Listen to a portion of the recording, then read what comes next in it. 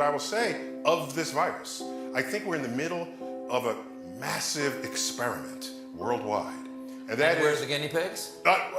Maybe the experiment is, will people listen to scientists?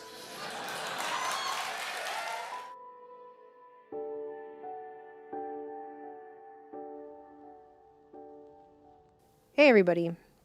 So I hope you're staying sane out there, first and foremost. The other night we watched 12 Monkeys again for the first time in a really long time. There's the television. It's all right there. All right there. Look, listen, Neil, Brad. Commercials. We're not productive anymore, at least to make things anymore. It's all automated. What are we for then? We're consumers. Especially in uncertain times. In response to the recent world events, we're taking steps to protect our family with Hyundai Assurance. When you buy or lease a new Hyundai between now and April 30th, we'll cover your payments for up to 6 months in the event you lose your job this year due to COVID-19. Okay, buy a lot of stuff, you're a good citizen. But if you don't buy a lot of stuff, if you don't, what are you then, I ask you? What? Mentally ill. And it was just really strange because the next day when I got up, my daughter was talking about how they're actually letting animals out of the zoo and they're letting them wander around since there's no people in there. They're letting penguins go on field trips now at the zoo.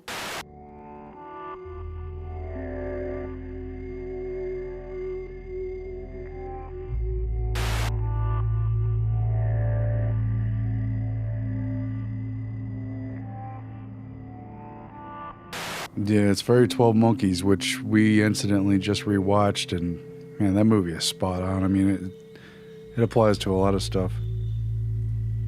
What was that sound? That's the penguin walking around the zoo. Do you know what crazy is? Crazy is majority rules. Yeah, Take germs, for example. In the 18th century, no such thing. Semmelweis comes along. He's trying to convince people, well, other doctors mainly, that there are these teeny tiny invisible bad things called germs that get into your body and make you sick. He's trying to get doctors to wash their hands. What is this guy? Crazy? Take steps to lower your risk of getting sick. Wash your hands often with soap and water. We've talked about things before about washing your hands. He's trying to get doctors to wash their hands. What is this guy? Crazy? Every morning when I wake up, I wash my hands. Then I have some food, and then I wash my hands. Then I take a shower, wash my hands, and then wash my hands. And then Mommy tells me my hands are clean. And then I wash and wash and wash my hands. Wash your hands for 40 seconds, please. Soap will chase the germs away so you don't cough and sneeze. To wash their hands. Then I touch a football, and I wash and wash and wash and wash. And I watch my sister washing her hands, and I get an idea to wash my hands. And I wash and wash and wash, but I never get clean. The shame never seems to scrub off. What is this guy? Crazy? That's always the toughest enemy, the invisible enemy. But teeny tiny invisible. What do you call them? Germs? Huh? What? And then it was like a couple days later, all these articles started coming out about how there's an unlikely beneficiary of the coronavirus. It's the planet, and how there's the beautiful side effects of the corona pandemic, and that would be us not harming the planet anymore by our daily existence that harms the planet. And look at the blue skies and the clear canals of Venice because no one's there. And it's just, it's basically 12 Monkeys. It's pretty much straight out of that film. Now, cut to the 20th century. Last week, as a matter of fact, right before I dragged into this hellhole, I go in, to order a burger in this fast food joint. The guy, he drops it on the floor. He picks it up, he wipes it off, he hands it to me like it was all okay. What about the germs, I say? He says, I don't believe in germs. Germs is just a plot they made up so they can sell you disinfectants and soaps. Now, he's crazy. There's no right, there's no wrong, there's only popular opinion.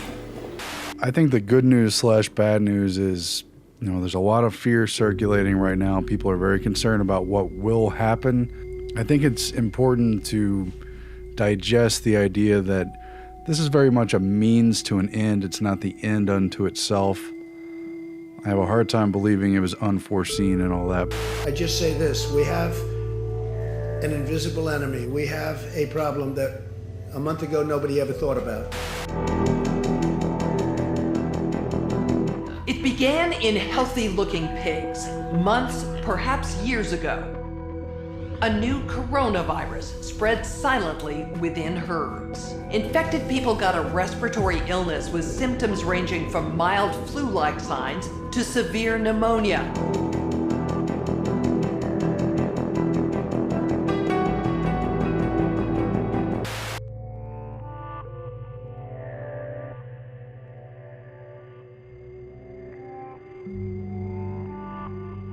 We have a problem that a month ago nobody ever thought about. I don't think anybody could have predicted. But that's not even the point. You know, it's the reaction, it's the response to this that really, I think, is the real purpose here. And the standstill of human behavior, yeah, they're going to say things like, look how good for the earth and the environment. I don't believe those are sincere feelings either. It seems very disingenuous. This has everything to do with the same usual suspects, big corporations who pollute the earth so many times over and then blame it on human behavior.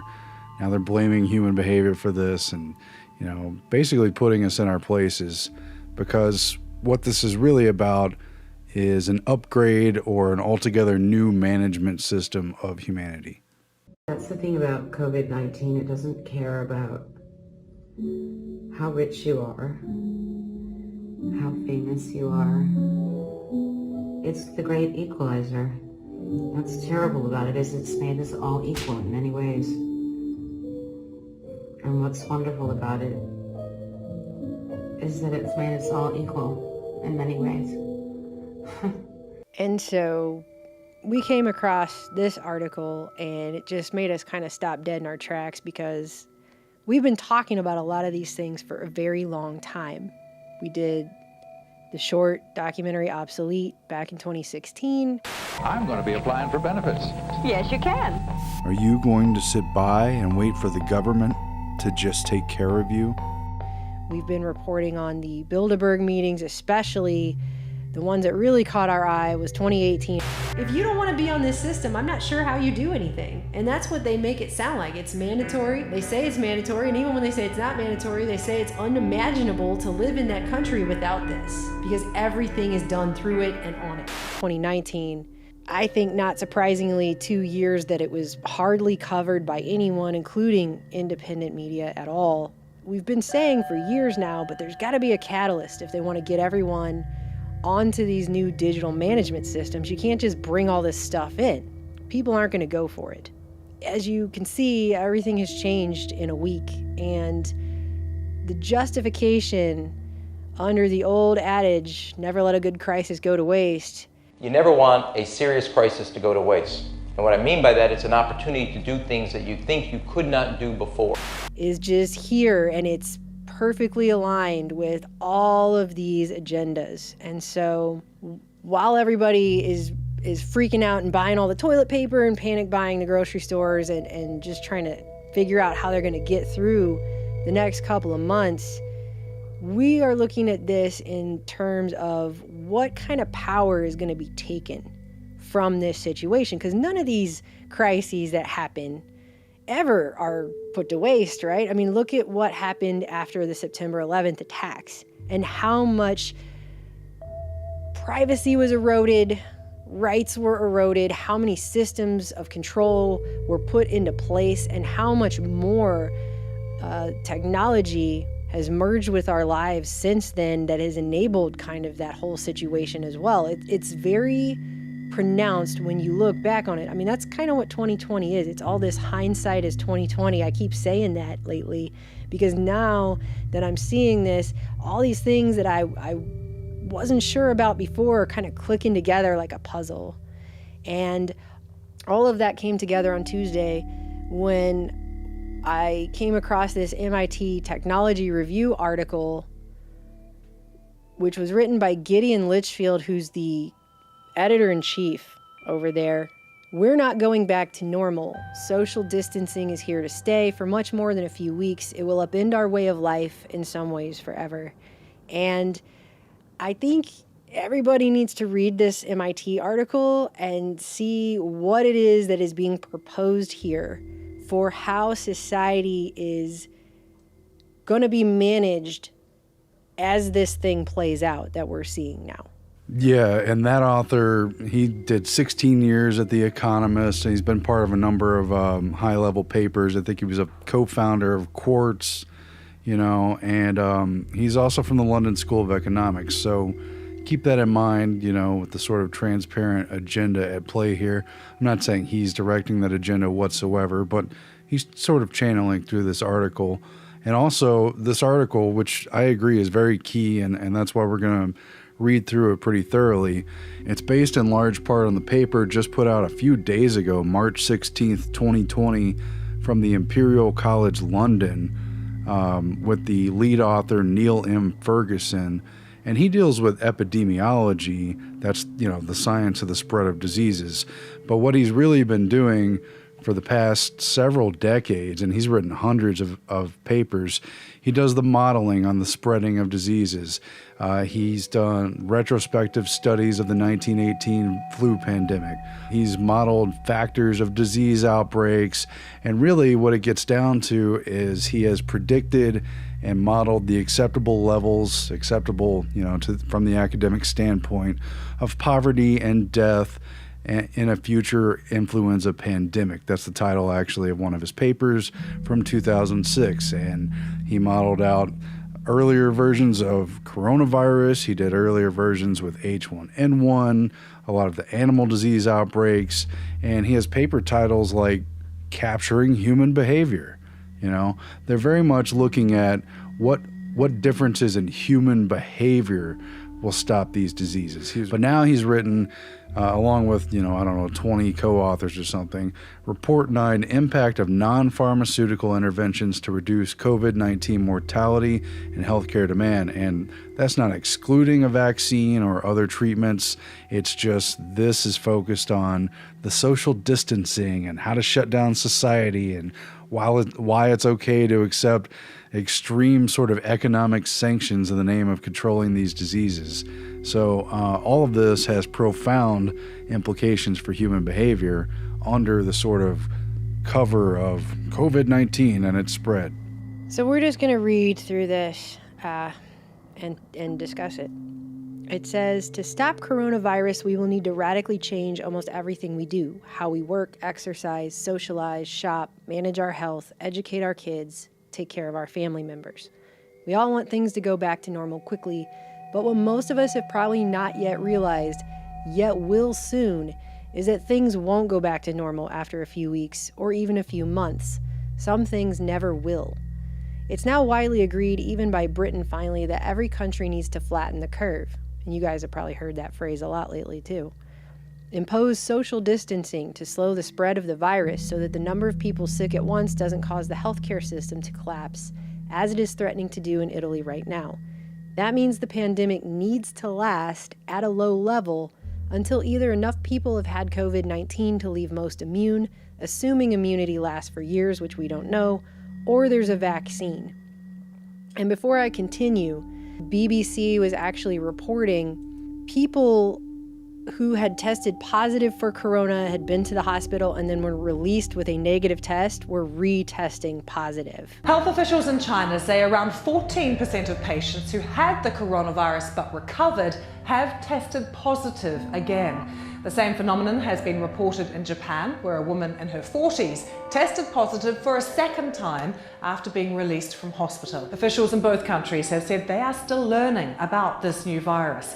Continuing, how long would it take and how draconian do social restrictions need to be? I love how they just go straight to the word draconian. Yesterday, President Donald Trump, announcing new guidelines such as a 10-person limit on gatherings, said that with several weeks of focused action, we can turn the corner and turn it quickly. In China, 6 weeks of lockdown are beginning to ease now that new cases have fallen to a trickle. But it won't end there. As long as someone in the world has the virus, breakouts can and will keep recurring without stringent controls to contain them. In a report yesterday, researchers at Imperial College London proposed a way of doing this. Impose more extreme social distancing measures every time admissions to ICUs start to spike and relax them each time admissions fall. Here's how that looks in a graph. And what they're showing is this chart that basically shows they're going to have to do these periods of isolation and social distancing as this spikes and goes back down over and over again. And this chart lasts until the end of 2021. It says the orange line is ICU admissions. Each time they rise above a threshold, say 100 per week, the country would close all schools, most universities adopt social distancing. When they drop below 50, those measures would be lifted, but people with symptoms or whose family members have symptoms would still be confined at home. What counts as social distancing? These researchers define it as all households reduce contact outside the household, school, or workplace by 75%. That doesn't mean you get to go out with your friends once a week instead of 4 times. It means that everyone does everything they can to minimize social contact, and overall, the number of contacts falls by 75%. And we've already seen in Kansas, they've shut down schools for the rest of the year. Families all across Kansas are looking for answers after that announcement late this afternoon that students will not be going back to school after spring break. Good evening, I'm Deb Ferris. And I'm Craig DeGrelli. The Wichita school superintendent only had a few hours notice about the rest of the school year, but insists there will be firm plans soon. And they have moved education in the state of Kansas to what they're calling a continuous education model, which is the kind of model that would go perfect with this type of social distancing schedule that they're talking about here.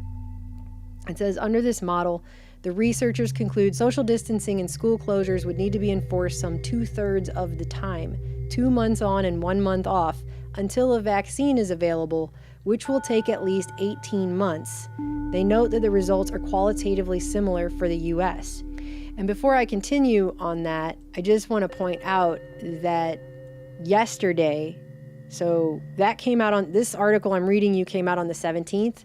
The very next day, it came out in the New York Times that the U.S. virus plan anticipates an 18-month pandemic and widespread shortage situation. And it says a federal government plan to combat the coronavirus warned policymakers last week that a pandemic will last 18 months or longer and could include multiple waves, resulting in widespread shortages that could strain consumers in the nation's healthcare system. And it's a 100-page plan. They have not released it to the public. It was actually marked, it was unclassified, but it was actually marked for official use only, not for public distribution or release, but they did give it to the New York Times, and they're not saying anything else. But the idea that it says that the pandemic could last 18 months and have multiple waves fits perfectly with this chart right here. And the idea that it's going to be 18 months and then it's going to come in waves. I mean, that's where they're obviously getting it from. And obviously part of that number is tied to the idea that they're going to have this great vaccine in that time. And their faith in that vaccine is deeply unsettling because they've already taken so many strong-armed, almost totalitarian maneuvers. And basically they're saying we're going to be better off the more that we're socially isolated, the less that we're able to be human. And the parallels, you know, everyone's thinking of this in medical terms as an outbreak, but it really is just a new psychological attack on society because they're remolding it. This is really about reshaping society, and it's in the headline, just as you said. The headline itself, we're not going back to normal. When did they use that kind of talk? After 9/11, when they said this is the new normal. There was this phrase after 9/11 of the new normal. I never liked that phrase. Insofar as I could define it, it was, well, things cannot and will not be the same. Things are never going to return to the way that they were. And the way to defeat the terrorism is to sacrifice your freedoms, even though that's what the terrorists supposedly hate. It is now my honor to sign into law the USA Patriot Act of 2001. So is this the new normal until the height of the summer? We'll see what happens. You know, you lose your freedoms, you do what you're told, and things get more iron-fisted all the time, you know. See it, say it, sort it. If you see something, say something. Report suspicious activity to local authorities.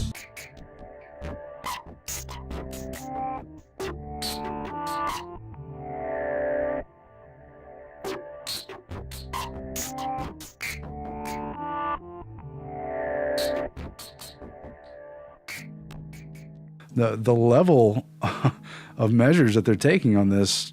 Well, we're about to get to those measures because it talks about it in here. But if you look at this chart that goes through the end of 2021 showing this rise and fall in social distancing that they're going to have to do to, quote, keep the pandemic in check. I mean, this looks like an experimental schedule is what it looks like. I mean, this is how they're going to dole out this thing. And after you go through enough rounds of this, you're going to be conditioned. This is a conditioning schedule, conditioning everyone to this new You mean in Pavlovian type terms? of situation. I absolutely do mean in total Pavlovian It's like terms. B.F. Skinner and his pigeon 100%. training box. Absolutely. Pavlovian training turns this duck into an entertainer and a threat to Carmen Cavallaro. So by the time they get everyone to go through this many rounds of this, I think a lot of people are going to be willing to do whatever it takes to not have to continue doing that. So they're going to bring people to a point after going through this for, I mean, this is as much psychological, this level of quote unquote social distancing. Don't you like how they have a whole new phrase for it? I mean, going through that this many times, I mean, can you imagine the cabin fever that people are going to experience and everything else? I mean, this is a conditioning schedule for that. And I think after it's over, people are going to be willing to accept an awful lot more draconian measures just to make that stop, you know? So continuing, and they get into a little bit about what they're proposing, and that this is the point that we want to get to here. So first they go through all the ways that it has to be this way and why other ways won't work. So it says 18 months, ! Surely there must be other solutions. Why not just build more ICUs and treat more people at once? Well, in the researchers' model, that didn't solve the problem. Without social distancing of the whole population, they found that even the best mitigation strategy, which means isolation or quarantine of the sick, the old, and those who have been exposed, plus school closures, would still lead to a surge of critically ill people 8 times bigger than the US or UK system can cope with. And that's the lowest blue curve in this graph here. The flat red line is the current number of ICU beds. It says even if you set factories to churn out beds and ventilators and all the other facilities and supplies, you would still need far more nurses and doctors to take care of everyone. It says, how about imposing restrictions for just one batch of 5 months or so? It says that's no good either, because once the measures are lifted, the pandemic will break out all over again, only this time it'll be in winter, which is the worst time for overstretched healthcare systems. And then it says, and what if we just decide to be brutal and set the threshold number of ICU admissions for triggering social distancing much higher, accepting that many more patients would die? Turns out it makes little difference. Even in the least restrictive of the Imperial College scenarios, we're shut in more than half the time. It says this isn't a temporary disruption. It's the start of a completely different way of life. So, and they call it living in a state of pandemic. So it says in the short term, this will be hugely damaging to businesses that rely on people coming together in large numbers. Restaurants, cafes, bars, nightclubs, gyms, hotels, theaters, cinemas, art galleries, shopping malls, craft fairs, museums, musicians, performers, conferences, sporting things, cruise lines, airlines, public transportation, schools, all this stuff.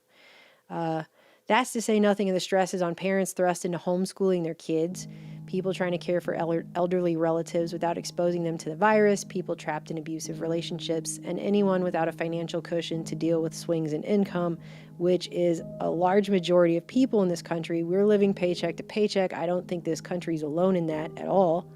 I think that they've been lowering the standards of living for a really long time, and especially since the 2007-2008 economic crisis. I think that's been studied probably for many decades, but I've been very cognizant of it at least since the 2008 financial crisis. It's a huge a majority of this country is living paycheck to paycheck, and they know it, and they know that makes people very easy to break. And here we are, you know, it's fragile, it's brittle, and they want more control. Well, I mean, and they're already talking about bringing in UBI, Universal Basic Income. They're not calling it that, of course, but it's something that they wouldn't even have been able to do in this country before. The administration calling for 2 rounds of payments, the first to start going out April 6th, the second 6 weeks later. Conservatives before would have never gone for the kinds of things they're going for now, but because of this situation being so catastrophic economically, now they've got bipartisan support just straight away. Everyone's just totally agreeing. We're going to give everyone checks. We're going to give everyone money. But at first, this money's going to be, you know, quote unquote free, right? They're just going to dump it into everyone's accounts. But in the future, this kind of money could very easily come with strings attached. And those strings could include things like, did you get your vaccine? I mean, this is something that we talked about extensively in the film Obsolete. And there were a lot of people who were angry about that film because they felt like the information in there was kind of depressing. But it's just not something you can put a bow on and in a puppy dog, dancing around, frolicking on a hill. It is what it is. It's what's happening. You either want to know about it or you don't. And I think it's really interesting, too, that in the lead up to this, you had Andrew Yang running for president. And it's funny because I was in the middle of recording a totally different video before all this happened. I'm still going to put that out, but it's, it has nothing to do with any of this. And I mentioned in there specifically that people like Yang don't run for president because they actually think they're going to be president. They're sticking a message out. They run for president to inject an idea into the mass consciousness. So his platform was run on UBI.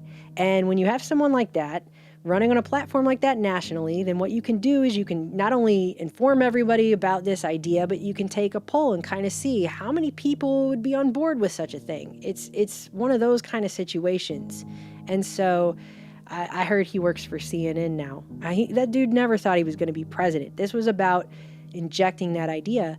And I think that's really interesting timing considering, it's one of those hindsight is 2020 things once again. It's really interesting that we just had that and now we have this situation where essentially this is the start of basically a UBI kind of test because they're going to give everyone this money. They're already saying it's going to be twice. Now I've heard it's going to be even longer than that depending on what the situation holds. We haven't even seen anything yet is what they're saying about this, and we're already to the level we're at. So I'm just saying there are lots of reasons why UBI is not a good deal. And I know a lot of people are just thinking, well, it's free money. But see, the thing is now people have been brought economically to their knees. And so what better time to institute something like that than at a time when people will feel like they don't have any other option? It's diabolical. It really is. Yeah, it's basically an energy transfer. It has to do with who's the mediator of the source of energy for your life. Money as a metaphor for energy, you independently get that from your job. Even if you hate your job and you're just doing the 9 to 5, you're bringing those resources in for yourself. There's all the energy you get from your social interactions, your social life.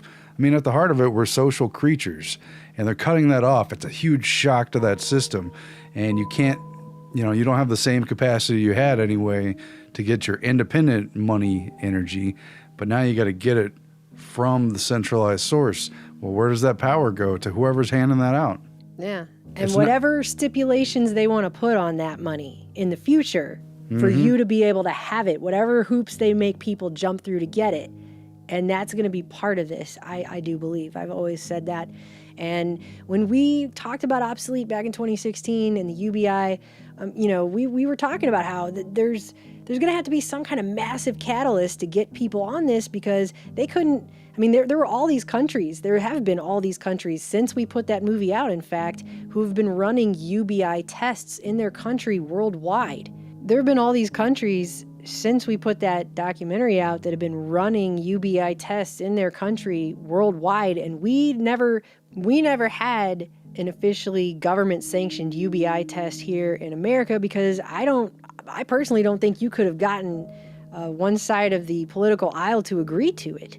But what we did have here was Sam Altman and his startup Y Combinator, who attended Bilderberg, and they conducted a pilot study in Oakland, California, where they gave people UBI payments between $1,000 and $2,000, which is exactly what's being argued right now in Congress, how much they're going to give people. It looks like it's going to be $1,200, but it was at one point the Democrats were saying $2,000 and Romney was saying $1,000, and it's these same exact numbers of the pilot study that Altman ran in Oakland just a couple years back. So this is something they've been practicing for, is this exact type of scenario now where people are going to be brought to an economic breaking point if they don't take it. So the thing for me is, again, hindsight is 2020. I'll probably say it 12 more times in this video, is we were just thinking, how are they going to make a situation? What would be the catalyst for getting people to accept this, for getting people to take it and get on this program. And now it's pretty obvious what that's about to be, because we're already seeing them calling for it right now. And you have immediate bipartisan support under this crazy situation that we're all in now. So we're living in this state of pandemic. All of these businesses are going to be damaged. A lot of smaller businesses especially are going to be really, really the hardest hit. And all this stuff that's going on with the swings in income and the changing of how we're going to have to run our daily lives. And it says there'll be some adaptation, of course. Gyms could start selling home equipment and online training sessions, for example. We'll see an explosion of new services in what's already been dubbed the shut-in economy. So they already have a name for this. One can also wax hopeful about the way some habits might change. Less carbon-burning travel, more local supply chains, more walking and biking. I mean, there's your green plan again, which, I mean, the fact that this is coming on the heels of everything that XR was saying about how we have to act like the world's on fire and they want to ban people from travel, it's kind of like they got all their whole wish list, didn't they? And right after that whole year of the protests, and now we have this situation, it's kind of ridiculous how timely all of this is.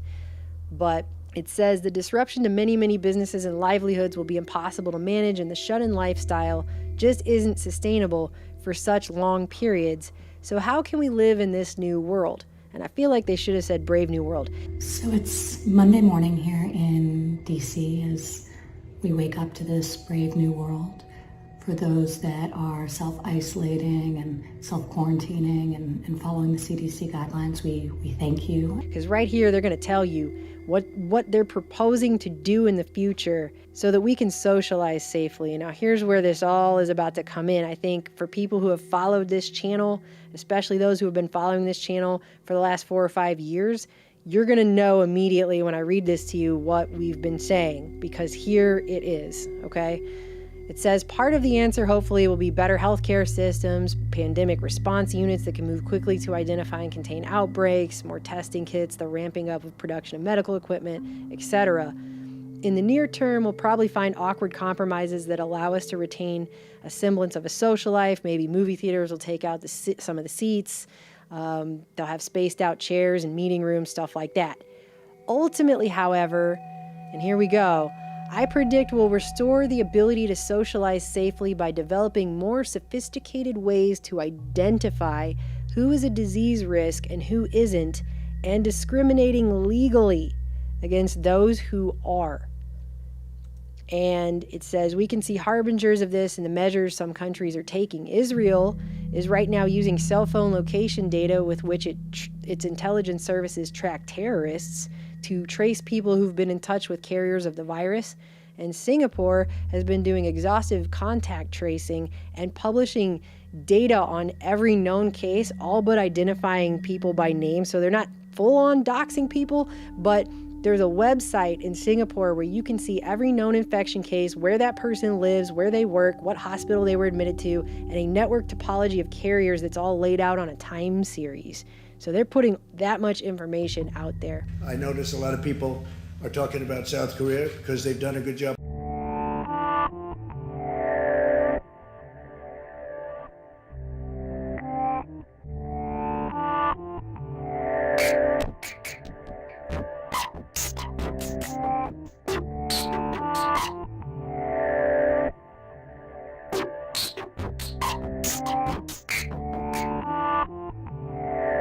Amazing how you keep seeing problems that have nothing to do with each other ending in the same solutions. Right. Technological tracking. And it says, we don't know exactly what this new future looks like, of course, but the editor-in-chief of the MIT Technology Review should know a whole lot about what they've been proposing, because that's what they cover in this publication.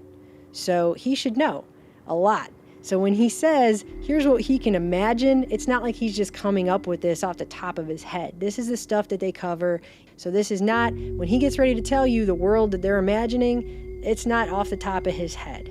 He says, one can imagine a world in which to get on a flight, perhaps you'll have to be signed up to a service that tracks your movements via your phone. The airline wouldn't be able to see where you'd gone, but it would get an alert if you'd been close to known infected people or disease hotspots.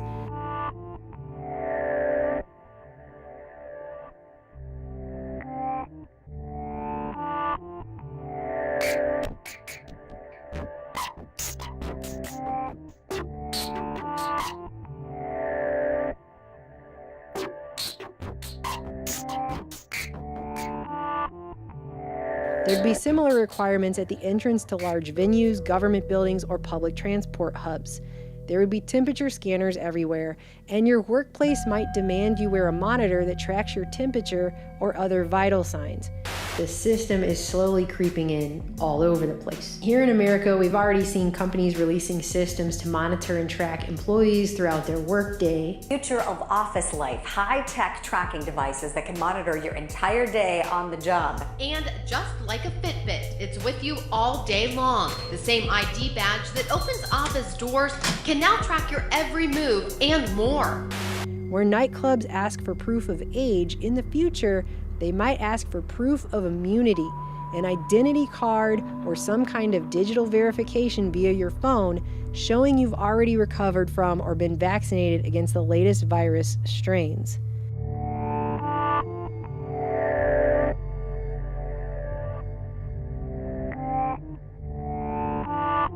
I recently traveled from Shanghai to Wuxi, and it's very interesting how my movements are being tracked. When I landed at Wuxi railway station, I couldn't exit the station unless I showed them where I've been for the past 14 days. So I had to give consent to my telecom operator to access my location for the past 2 weeks.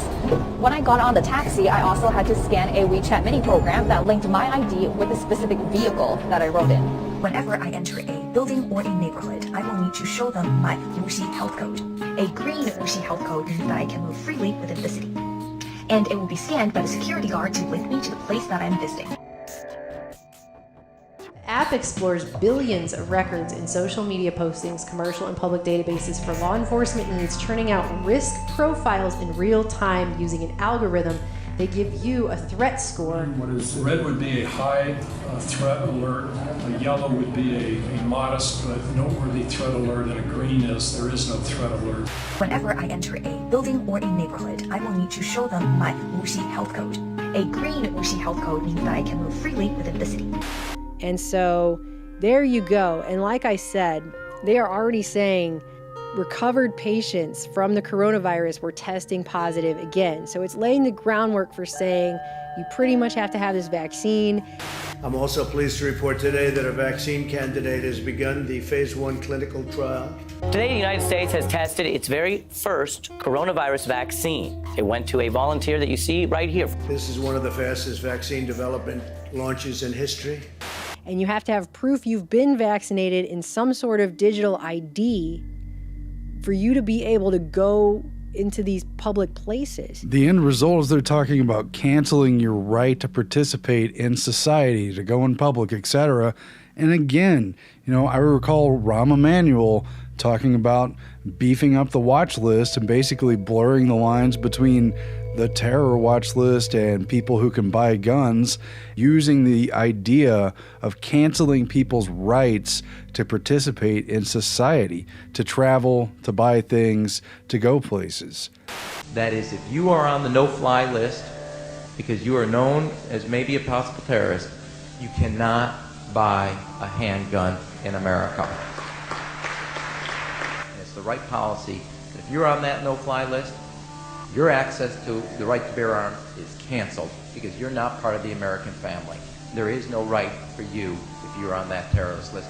And while the problem may be completely different and a different basis, the end result is canceling people's right to participate in society. This is an end run around people's rights. It's a power grab. And, the likes of which I don't think we've ever seen before in our lifetime. Because the strongest power grabs are based on threats of the unknown. They're calling this an invisible threat. We have an invisible enemy. No matter where you look, this is something, it's an invisible enemy. It's the invisible enemy. That's always the toughest enemy, the invisible enemy, but we're going to defeat the invisible enemy.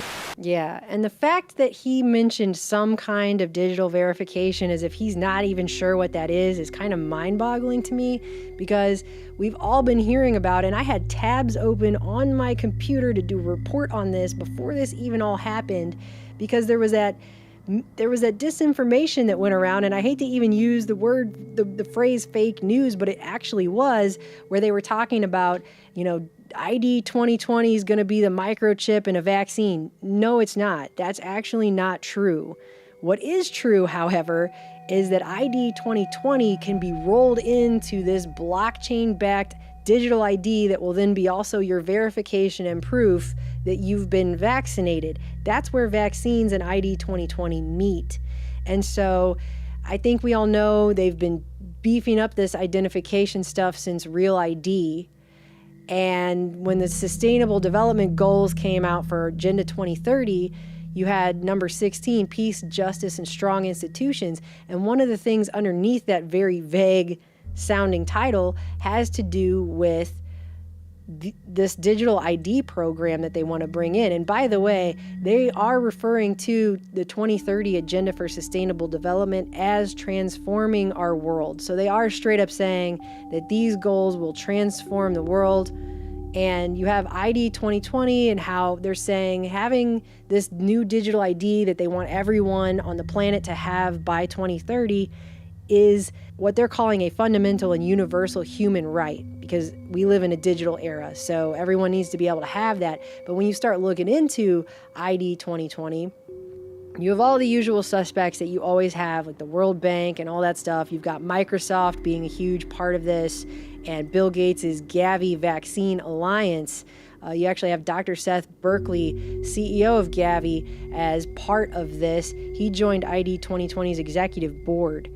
Actually, back in 2016, at the United Nations headquarters in New York, ID 2020, it's described as an alliance of governments, nonprofits, academia, over 150 private sector companies, 11 United Nations agencies, and they were collaborating on how to provide this unique digital identity to everyone on the planet. And Microsoft then joined that.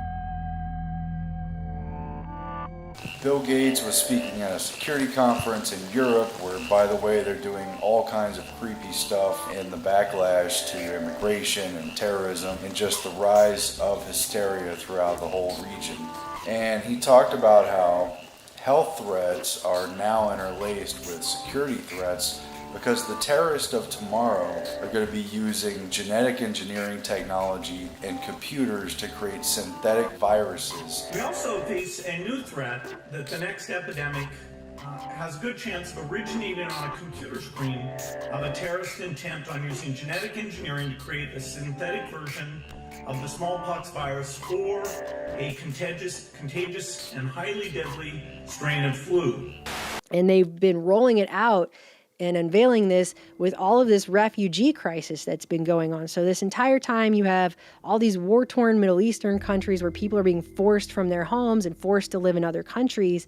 And the first thing that those people have to do when that happens to get food and shelter is they have to enroll in this digital ID program. That's part of it. Uganda is Africa's largest refugee host country. It has been rolling out a biometric data system with the help of the United Nations. The UN says it's logged 1 million people so far, and urban refugees are still being counted. We're dealing with immigration under the larger auspices of globalization. We've got bankers, capitalists, globalists, and entities that are international in scope who are looking to, quote, leverage human capital migrants across borders, and they're reshaping and re-leveling world order through this process.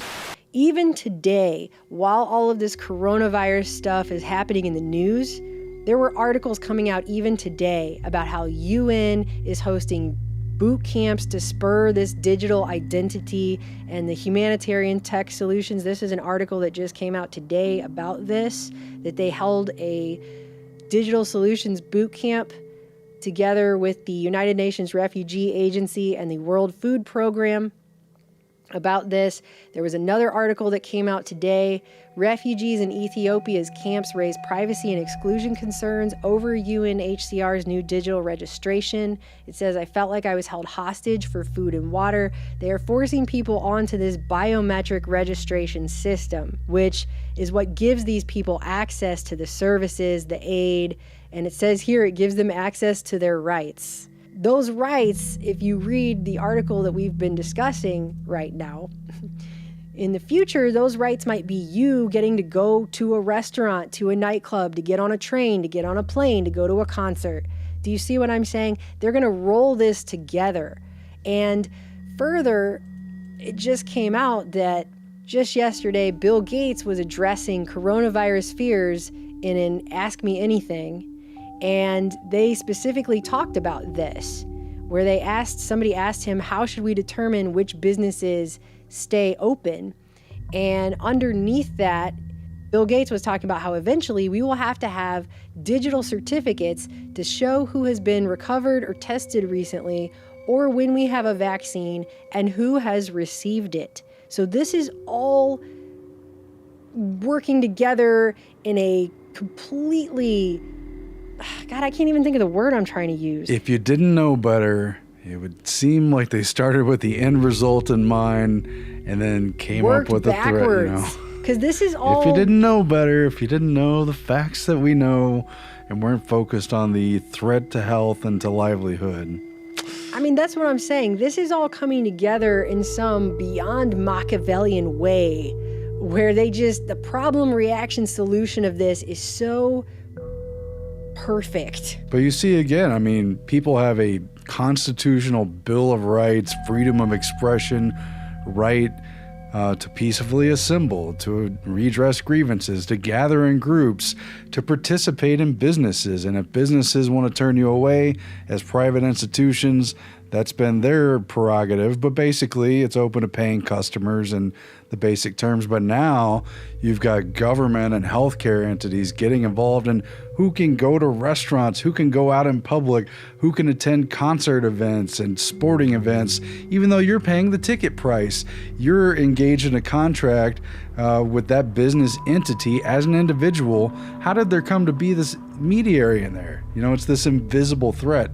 That's why. But the biggest danger is that we're going to lose our heads here as a crisis and just hand over all that power. You know, I've got people who are deeply concerned about issues after 9/11, saw more or less what was happening, but today they're not thinking that way. Today they're thinking maybe the government's not doing enough. We've got to protect our loved ones, those who are vulnerable to this virus, whatever they need to do. Prepared to do whatever it takes we're doing.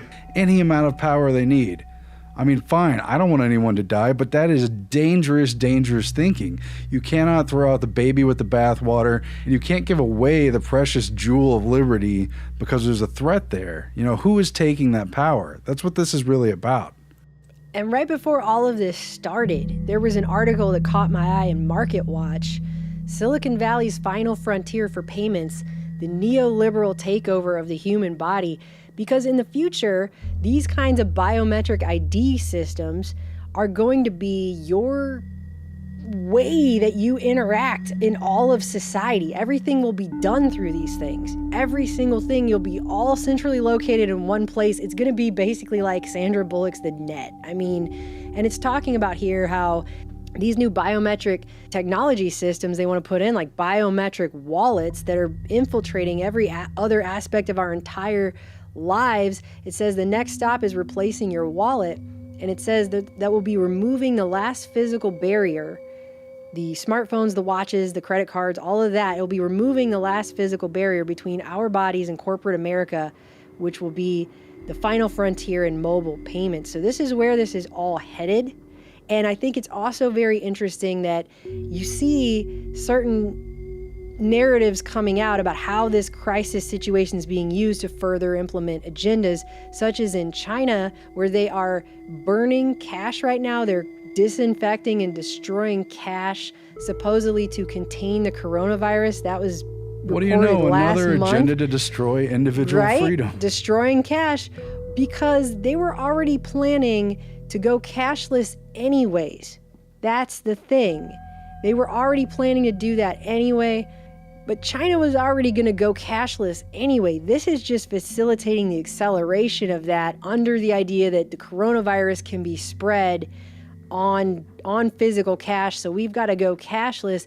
But as MIT also reported, coronavirus is not a good argument for it because there's no evidence that it's being spread through the money. There's no evidence of that, even though you had a guy who was a former president of the state-owned Bank of China recently arguing that the central bank in China should speed the release of its planned digital currency as a response to this. So they were already going to go cashless anyway, but now because of this situation,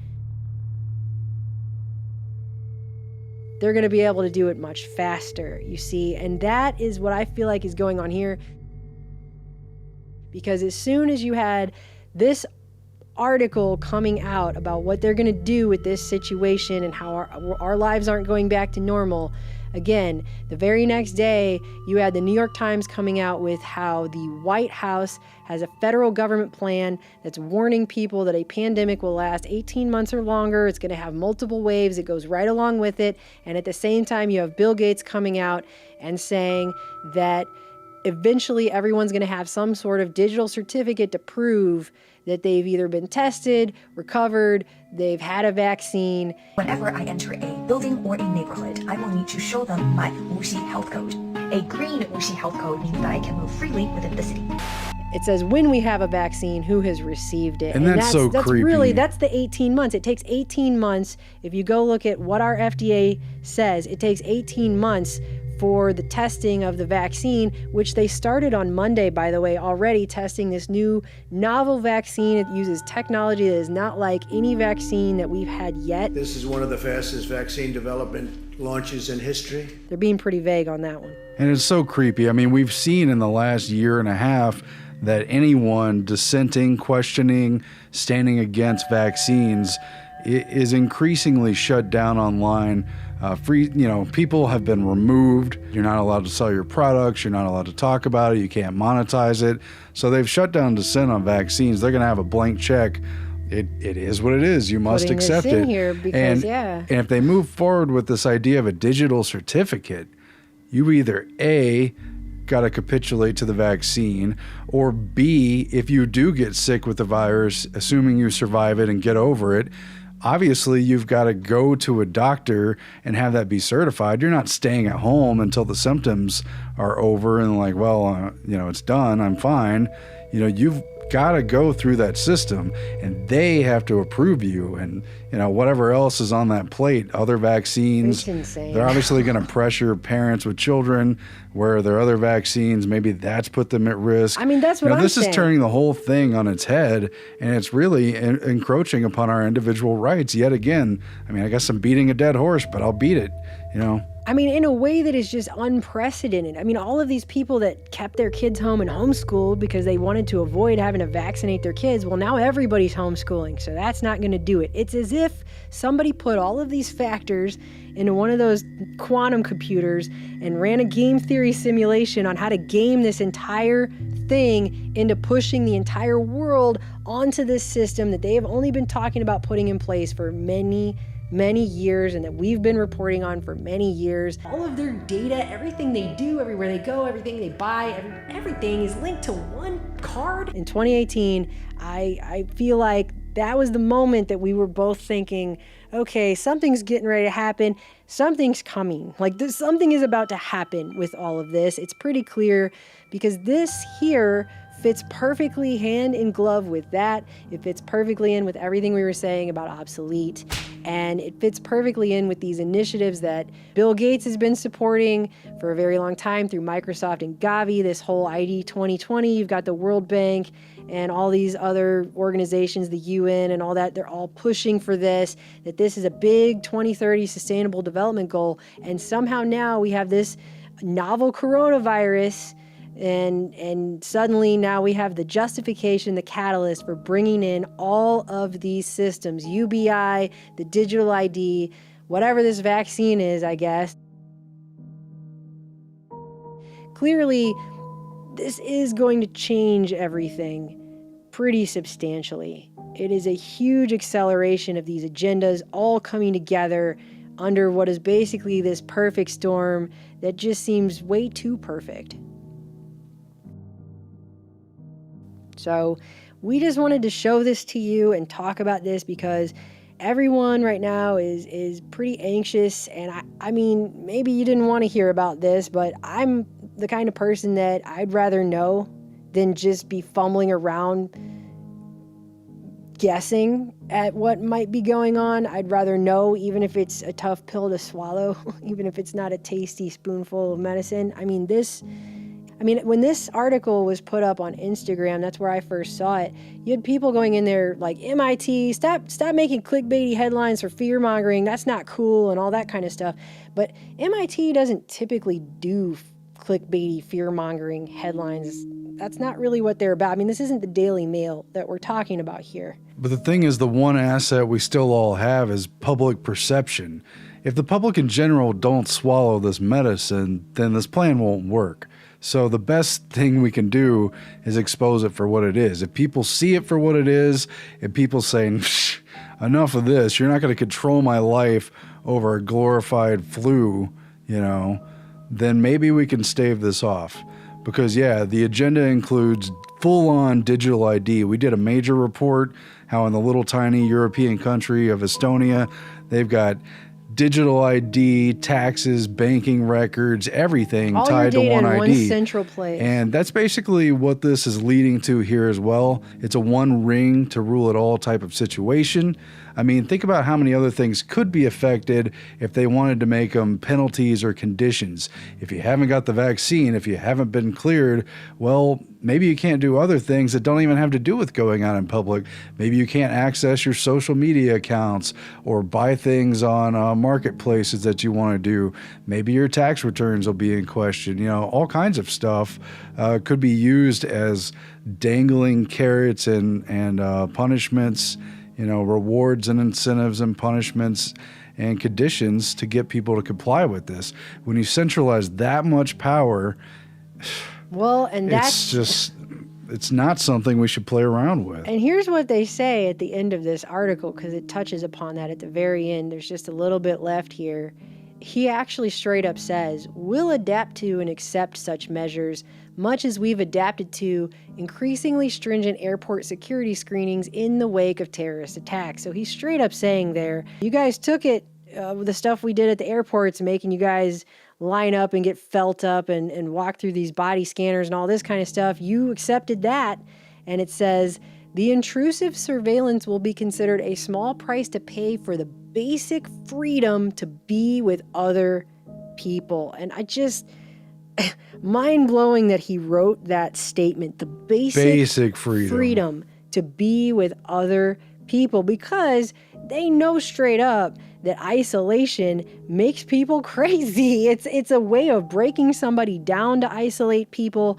Isolating people is one of the first things you do. Everybody knows the phrase cabin fever, So this intrusive surveillance, this new stepping up of the level this is going to get to, where privacy doesn't exist at all, will be considered a small price to pay for the basic freedom to be with other people. I mean, it's horrifying, but at least it's an honest phrase. They're coming after the basic freedoms of people.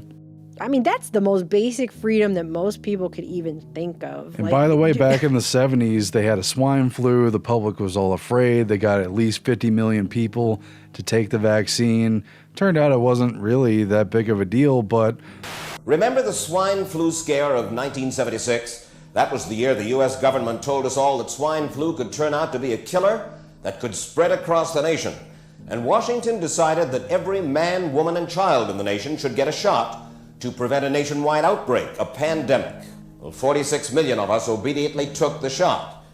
And now 4,000 Americans are claiming damages from Uncle Sam amounting to $3.5 billion because of what happened when they took that shot. By far the greatest number of the claims, 2/3 of them, are for neurological damage or even death. And they're rushing this thing through as fast as they possibly can. They already started testing it on someone Monday. So the article ends by saying, as usual, the true cost will be borne by the poorest and the weakest. People with less access to health care or who live in more disease-prone areas will also be more frequently shut out of places and opportunities that are open to everyone else. Gig workers will see their jobs become even more precarious. Immigrants, refugees, the undocumented, and ex-convicts will face yet another obstacle to gaining a foothold in society. which just makes it sound like there's going to be even more discrimination here, even more of a caste system that's being put in place in the new digital era. So it doesn't sound like things are going to get more fair under this at all. It sounds like things are just going to get worse in that regard to the inequalities here of the tiers of society. It says, moreover, unless there are strict rules on how someone's risk for disease is assessed, and this plays back into did you get a vaccine or not, unless there are strict rules on how someone's risk for disease is assessed, governments or companies could choose any criteria. You're high risk if you earn less than $50,000 a year, if you're in a family of more than 6 people, if you live in certain parts of the country, for example, which creates the scope for algorithmic bias and hidden discrimination. The world has changed many times and it's changing again. All of us will have to adapt to a new way of living, working, and forging relationships. But as with all change, there will be some who lose more than most, and they will be the ones who have lost far too much already. The best we can hope for is that the depth of this crisis will finally force countries, the U.S. in particular, to fix the yawning social inequalities that make large swaths of their population so intensely vulnerable. And I love how they try to spin that it's going to be an egalitarian fairness for all. This is a sabotage on our quote-unquote basic rights as human beings. What it is, just like other global issues, it's a global problem. It's a global threat. It's invisible. It has no borders, and therefore it's going to insert global jurisdiction in places where it doesn't belong. It's going to violate basic freedoms protected under the Constitution and Bill of Rights in this country. And yes, it's happening around the world, but some of the strongest protections are here. They're whittling that away. They're finding a camel's nose under the tent because it's a global threat that has no borders. So therefore, the response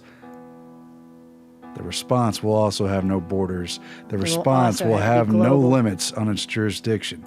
That's what keeps me up. It's so unnerving.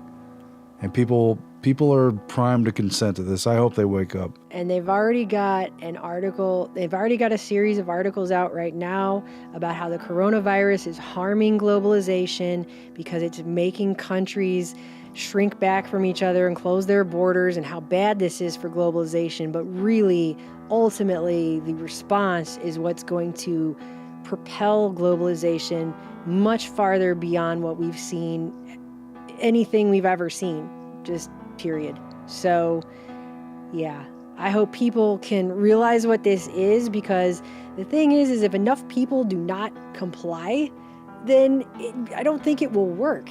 If enough people said no to this, but I think the problem you have with this, the way they've set this situation up, is again, you have this basically conditioning schedule of putting people through this panic again and again and again and again.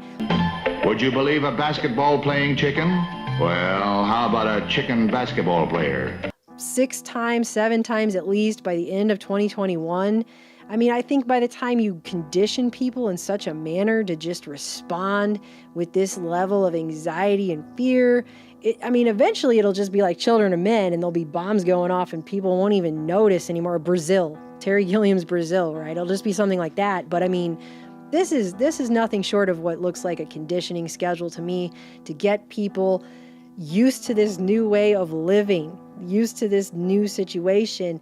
And then I think once you have a year and a half of that, I think a lot of people might be more willing to step into this situation and accept it, where they definitely wouldn't have accepted it today, and they definitely would have accepted it at all a month ago. So it's because they're using isolation as a weapon, and in war, that weapon is called siege, and it's been recognized as unhumanitarian. It's putting civilians in the line of military fire. They're not attacking them, but they're closing them off from supplies, from being able to go out in public to conduct their lives. That's what is being done. I view it as in a sense, a wartime president. That's what we're fighting. This matters going forward. We're in a live exercise here to get this right. I have to say that our government is prepared to do whatever it takes we're doing. So we just wanted to put this before you for your consideration. Look into these things for yourself. Go watch some of the other videos that we've done on these kinds of technologies and topics, and the privacy and freedom concerns that we have about these systems. and make up your own mind about it. But I feel like people need to at least see that this is what is being talked about and considered by people in high places in the situation that we're now under. This is not a video that's being made to scare anyone. I'm not trying to scare anyone, but this is what is going on, and this is what is being discussed, and people need to know that this is what they're talking about doing, so that people have a chance to consider what is going to happen beyond the immediate threat that they keep just inundating us with information about all day long, every single day.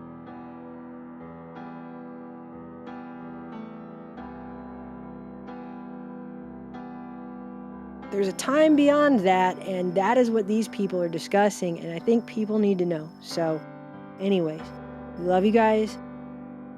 Talk to you again soon. What I will say of this virus, I think we're in the middle of a massive experiment worldwide. And that where's the guinea pigs? Maybe. The experiment is, will people listen to scientists? If we all paid attention to what scientists say, maybe the coronavirus will just blow on by and with a minimum of cases. And then we kicked its ass for obeying the recommendations of scientists on how to minimize your chances of getting it. That would be, it's an interesting experiment we're in the middle of.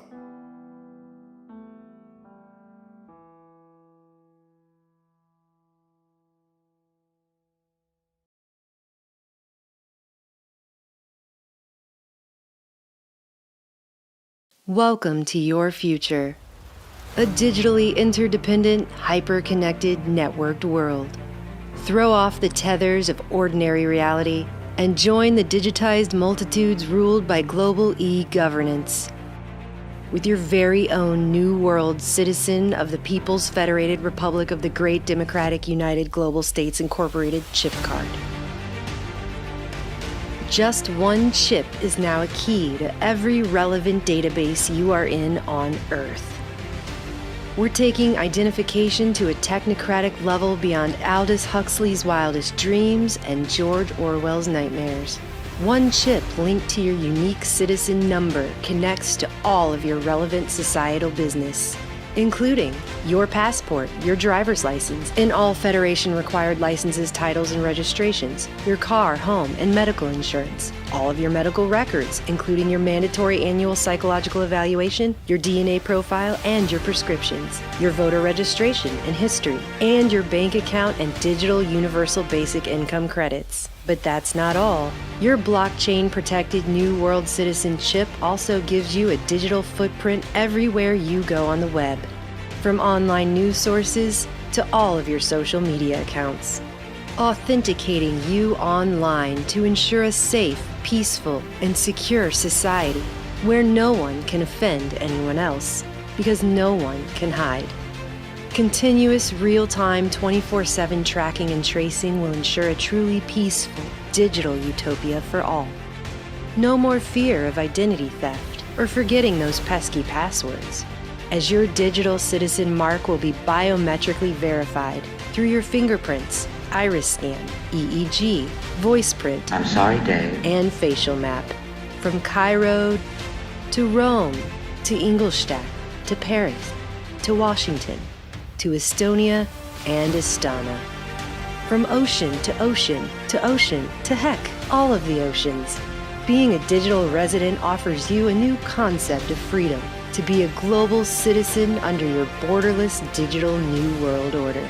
May be incompatible with faith and the actual definition of freedom. Databases wholly owned and operated by the People's Federated Republic of the Great Democratic United World States, Incorporated, and their subsidiaries. Your digital citizenship is legally binding, and data may be shared with third parties listed in subsection 187-C.2 without your express knowledge or consent. These terms and conditions are subject to change at any time, which is fine because they are 8,642 pages long and we know no one is reading the fine print. Travel allowed only in pre-approved, chip-validated mega regions and not including core or reserved sustainable development zones, as designated by the United Nations Convention on Biological Diversity. Online behaviors deemed negative or harmful are subject to UBI digital credit deduction without notice, up to and including account termination. See user agreement for further details.